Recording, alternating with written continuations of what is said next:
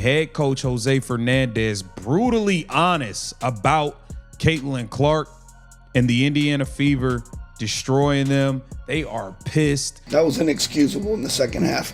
But even though Caitlin Clark happened in the third quarter. Dallas arrived at this matchup with a defensive game plan the coaching staff believed in. That confidence held for most of the first half. It did not survive the third quarter. Even though we gave up 28 in the third, the pace changed, right? Because we're answering baskets. It was 29-28. We get thrown around too easy. So you heard him say the Caitlin Clark backdoor passes was killing us. We talked about this before the game. Caitlin Clark is going to be looking to throw backdoor passes to Kelsey Mitchell, to Aaliyah Boston, to McKay, everybody. In the span of 10 minutes, the structure the team had built through days of preparation came apart, and by the time the period ended, the game had been reshaped into something Dallas was no longer positioned to win. The defense that had looked organized and disciplined through the opening 2 quarters was, by the midpoint of the third, unable to contain dribble penetration, unable to close out on shooters, and unable to communicate through basic rotations. Coach Jose Fernandez stood on the sideline, watching possession after possession unravel, and his body language over those minutes told its own story before he ever reached the podium. Paige Bueckers, for her part, could not mask her frustration once the game moved into the fourth quarter, and that frustration carried directly into her comments once the final horn sounded. What had been a competitive, even promising, opening 2 quarters turned into a night defined by one stretch of basketball that Dallas simply could not answer. The turning point arrived early in the second half, when the opposing offense raised its intensity to a level Dallas had not seen in the first 2 quarters. One player alone scored 17 points in the third quarter, a stretch that took what had been a tightly contested game and turned it into a rout before the period even ended. The difficulty for the Dallas coaching staff was not limited to the outside shooting, which by itself was enough to shift momentum and quiet the home environment. The larger issue was the complete breakdown in transition defense and basic floor awareness that accompanied it. Every time Dallas defenders tried to extend and deny on the perimeter, the same player found the same opening behind them, and the result was an uncontested finish at the rim. That pattern repeated itself possession after possession until it stopped functioning as an isolated defensive lapse and started functioning as the identity of the entire quarter. Players on the floor were visibly looking to one another between possessions, searching for answers that were not coming, while the score continued to move in one direction. None of what unfolded in that stretch was the product of a scouting failure. The game plan had been mapped out in detail before the opening tip, both in the locker room and across multiple film sessions in the days leading into the matchup.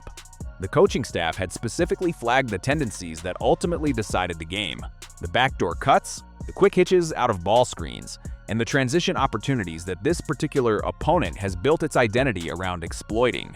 Dallas walked into the arena aware of what was coming. And yet, once the game reached the moments that mattered most, those same backdoor reads were executed with a level of precision that made it look as though the scouting report had never been delivered at all. Players were bumped and repositioned near the basket. Rim protection that had been present in the first half essentially disappeared, and the help defense arriving from the weak side was consistently a half step slow, arriving just after the opportunity had already been converted.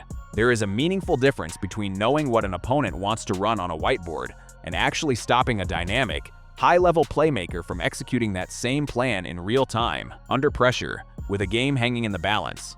Dallas understood the difference by the time the third quarter ended. The tension in the post-game press conference was immediate and did not require much interpretation. Coach Fernandez was visibly frustrated, and no matter which direction reporters tried to steer the conversation, he consistently returned to the same subject: the second half collapse that had defined the outcome. Holding a high-scoring opponent to 35 points across the first half is, under most circumstances, the kind of defensive performance that wins basketball games. It represented real discipline and real preparation translating onto the floor. But that first half standard made what followed in the final 20 minutes even harder to reconcile. Surrendering nearly 100 points by the end of the night, after building that kind of foundation in the opening half, left little room for the usual post-game framing that softens a difficult loss. There were no convenient explanations available, and Fernandez did not appear to be searching for any. He answered questions the way a coach does when he is still mentally replaying failed rotations from an hour earlier, growing visibly more frustrated with each question that circled back to the same stretch of the game. Paige Bueckers did not soften her own assessment when she reached the microphone. Her frustration was evident from the moment she sat down, and she was direct about what she believed had gone wrong once the game turned physical in the final minutes. In her view, the opposing team simply wanted the outcome more once the fourth quarter arrived. They outmuscled Dallas in the paint, controlled the offensive and defensive glass, and won the race to nearly every loose ball that hit the floor during that stretch. She was also direct in ruling out one of the more common post-game explanations. Missing several rotation players to minor injuries or health and safety protocols was not, in her assessment, a legitimate excuse for allowing an opponent to dictate every term of engagement inside your own building.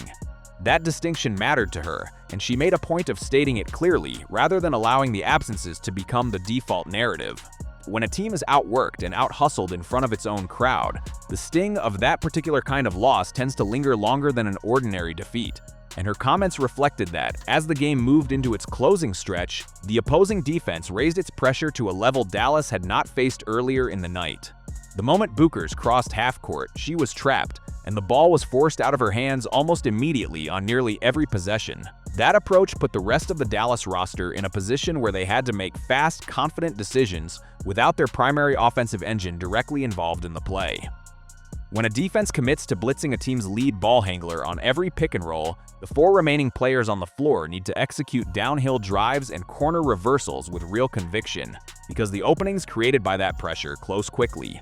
Handling that kind of sustained, targeted defensive pressure requires composure that comes from repetition, and when the secondary options on the floor were unable to consistently convert the resulting looks near the basket, the entire offensive structure began to stall. Possessions that should have functioned as outlets for the pressure Indiana was applying instead turned into empty trips, and those empty trips accumulated at exactly the moment Dallas needed them least. Part of what made those late-game possessions so difficult to overcome was the roster Dallas had available on the night. The team was without several of its downhill drivers and primary bench scorers, which meant the offensive burden in the fourth quarter fell disproportionately on one player. Asking a single star to repeatedly bail out possession after possession late in a close game is difficult under the best of circumstances, and it becomes significantly harder when the opposing defense is fully committed to preventing that same player from ever comfortably touching the basketball. Managing the final minutes of a tight game is already demanding under normal roster conditions.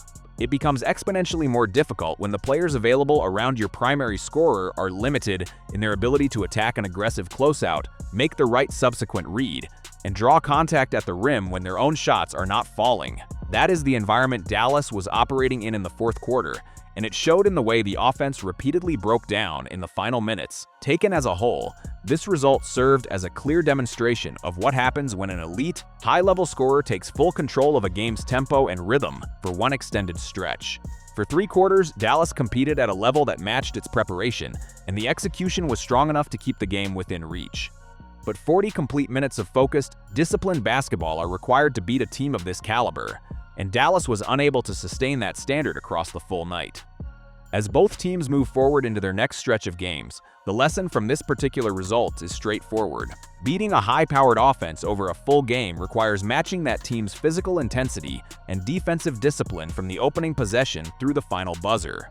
Falling short of that standard, even for a single quarter, is often enough to hand the opponent control of the outcome and leave the home team searching for answers once the game is already decided. The scale of the third quarter collapse is worth revisiting on its own terms, because it was not a gradual erosion so much as a sudden and total shift in the game's character. Dallas had spent the first half playing within its identity, staying attached to shooters, protecting the rim, and forcing difficult, contested looks. That version of the team held its opponent to 35 points across 2 full quarters, a number that reflected real defensive coherence. What followed in the third quarter did not resemble the same team. The same principles that had governed the first half, staying attached on the perimeter, rotating on time, communicating through screens, were suddenly absent, and they were absent all at once rather than eroding possession by possession. That kind of abrupt reversal is more difficult for a coaching staff to diagnose in real time than a gradual decline, because there is no single adjustment that reverses it. Fernandez did not have the luxury of making one substitution or calling one timeout and watching the problem resolve itself. The breakdown was systemic within the quarter, touching transition defense, half-court rotations, and rim protection simultaneously, and that is part of why his frustration in the press conference centered so specifically on that stretch rather than the game as a whole. The 17-point third quarter from a single opposing player deserves attention beyond the raw total because of how those points were generated. This was not a case of a hot shooting stretch built on contested, difficult attempts that simply happened to fall. The bulk of that production came from the same repeated action, backdoor cuts and transition opportunities that had been specifically identified in Dallas's pregame preparation. That detail is what made the stretch so difficult for the coaching staff to process afterward. A defense can be excused to some degree for surrendering points to actions it did not anticipate. It is much harder to account for surrendering the exact same points to the exact same actions the team spent days preparing to stop. The disconnect between the preparation and the execution on the floor is ultimately what shaped the tone of the post-game conversation, both from the coaching staff and from Bueckers herself. Bueckers' comments about physicality and effort in the fourth quarter also carry additional weight when placed alongside the defensive pressure she personally faced down the stretch. She was the target of a defensive trap on essentially every possession once the ball crossed half court in the final minutes, which meant she was absorbing constant physical pressure while also being asked to make quick decisions under duress. Her post-game assessment that the opponent simply wanted it more in the fourth quarter was not an abstract observation made from the bench. It came from someone who was directly experiencing that increased physicality on every possession, fighting through contact to even initiate the offense before her teammates had a chance to execute anything downstream. That context helps explain why her remarks focused so specifically on effort and physical willingness rather than on scheme or shot selection. From her vantage point on the floor, the difference between the two teams in the fourth quarter was not tactical. It was about which team was more willing to fight for extra possessions, extra rebounds, and extra loose balls when the game was still competitive enough for those margins to matter. The absence of several rotation players compounded every one of these issues rather than existing as a separate, isolated factor. A shorthanded roster does not simply mean fewer bodies available for substitutions. It means the players who remain are asked to play beyond their normal role, for longer stretches, against a defense that is specifically built to exploit exactly that kind of strain. Dallas's bench scorers and downhill drivers, the players whose primary function is to relieve pressure on the primary ball handler by attacking gaps created off movement, were largely unavailable. That left Bueckers to serve simultaneously as the primary scorer, the primary playmaker, and the player most directly targeted by Indiana's defensive scheme all at once for extended fourth quarter minutes. Fatigue under those conditions is not a minor detail. It is a direct, mechanical consequence of asking one player to perform multiple roles against a defense built to punish exactly that reliance. By the time the fourth quarter reached its final minutes, that cumulative physical and mental load had become as significant a factor in the outcome as any single defensive lapse from earlier in the game. None of this changes the final result, and none of it was offered by either Fernandez or Bueckers as an excuse in the moment. Both addressed the loss directly, without deflecting toward the absences or the circumstances surrounding them. What their comments did make clear is that this was not a game decided by a single mistake or a single possession. It was decided by a 10-minute stretch in the third quarter that fundamentally altered what the rest of the night would require, combined with a shorthanded roster that made recovering from that stretch significantly harder than it otherwise would have been. Dallas played disciplined, connected basketball for 3 quarters. It was not enough to overcome the one stretch where that discipline briefly disappeared, and against a team playing at this level, one stretch was all it took. There is also something worth noting in how quickly the mood inside the building shifted once that third quarter stretch began. Through the first half, the atmosphere reflected a competitive, closely fought game, with both benches engaged and the crowd invested in a matchup that could plausibly go either way. That changed almost as soon as the 17-point burst began. Momentum in basketball is often discussed in abstract terms, but what happened in that quarter was tangible and visible from possession to possession. Defensive stops that had been forcing tough contested shots in the first half turned into uncontested finishes at the rim. Possessions that had been ending with Dallas in transition turned into possessions where Dallas was scrambling to get back and set its defense before the ball had even crossed midcourt. That shift in tempo, as much as the final score, is what defined the second half. Once the opposing offense found its rhythm, Dallas was no longer dictating the pace of the game. It was reacting to it, possession after possession, for the remainder of the night. The rotational breakdowns that Fernandez kept returning to in the press conference were not limited to a single position or a single defender.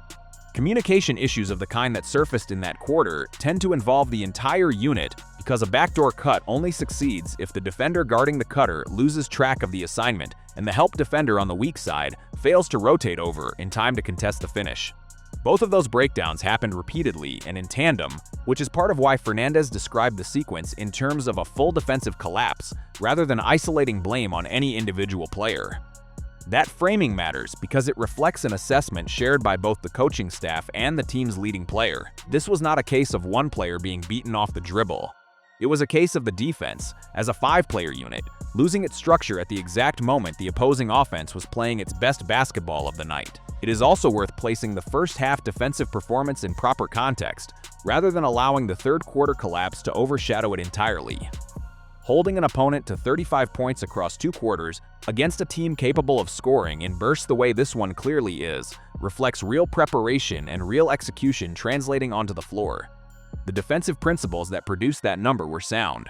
They were not abandoned because they were flawed in design. They were abandoned in the moment, under pressure, once the opposing offense adjusted its pace and began attacking the specific actions Dallas had spent the week preparing to stop. That distinction is important for how the coaching staff will likely approach film review in the days that follow. The issue was not the game plan itself. The issue was the inability to sustain the execution of that plan once the opponent found its footing and began applying pressure in return. By the time the final buzzer sounded, the arithmetic of the night told its own story clearly enough that neither Fernandez nor Bueckers needed to search for a more complicated explanation. A team that held its opponent under 40 points through 2 quarters does not typically finish the night having allowed nearly 100, unless something specific and identifiable happened in between. What happened in between, according to both the coach and his star player, was a third-quarter stretch in which the defense lost its structure, followed by a fourth quarter in which a shorthanded roster was unable to match the opponent's physicality once the game tightened. Both explanations point toward the same conclusion. This was a game Dallas was well positioned to win for long stretches, undone not by a single error but by a sustained 10-minute period that changed everything that followed, and by a roster that did not have the depth available to answer once that period had passed.